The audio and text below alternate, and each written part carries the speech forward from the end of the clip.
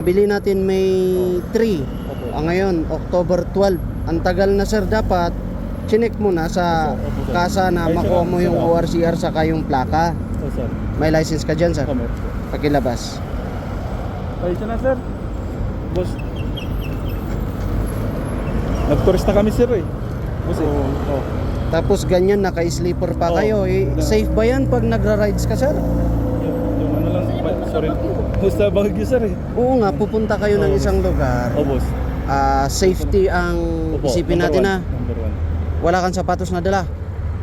Nandun sa sakyan ng kasama ko, sir. Nauna na sila. O, hindi dapat yun ang gamitin mo. Opo, sir. Tapos yan unregistered motorcycle.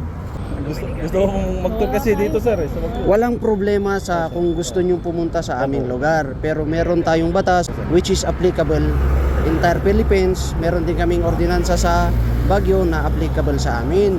Yun ang dapat inaalam natin, no? Para hindi kayo nahuhuli. Kawawa kayo niyan.